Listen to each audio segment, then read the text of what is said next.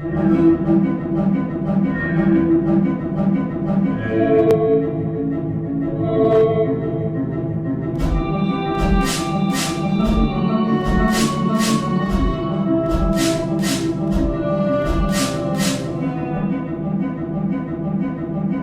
think the concept of a Digital Anthropology Lab is quite interesting. There are two words that you typically would not put together, but their adjacency sparks a lot of connections and realizations about how the digital has a very physical impact.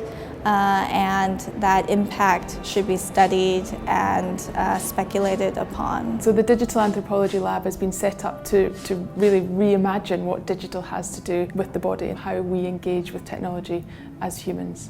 It started really to look at establishing where futures of fashion lie within digital in its broadest context. The really exciting thing about looking at the digital in terms of anthropology is that we start to be able to understand the impact it has on us as human beings. Not just looking at how we design an interface that works best with the way we want to interact with it, but trying to understand how using all these technologies actually changes us as people. We've got one room that we're in right now, which is pure research, looking at collaborative projects with industry. So that could be future retail environments, how fashion is consumed, futurology, looking at the future of tech within fashion. The middle room that we've got is all set up for scanning, so 3D scanning, 3D capture of the body. We've got 3 body scanners, all dedicated for fashion fit, for apparel, foot scanners, hand scanners, object scanners, and then the last room is the wearables lab. Having sensors in garments and clothing to be able to detect the environment and behave differently, it brings the garment to life. So the interactive necklace has got 3 sensors. One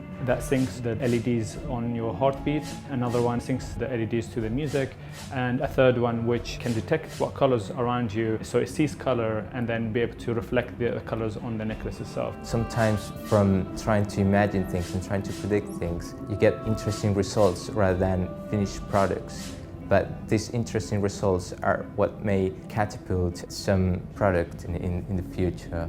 You come here with ideas, but they get transformed in a way when you arrive, because there's just so much information that you can use. I've been lucky enough to be sitting on the advisory board and working with Lynn on this from day one, and it'd be interesting to find how we can frame such a complex sense to take away from some time investor-focused technology development that is happening in the startup scene and just explore different routes and ways that fashion and tech can coexist. For the first time, we've seen the bringing together of the really creative talents of the fashion industry with the more technologically based talents of the communications industry.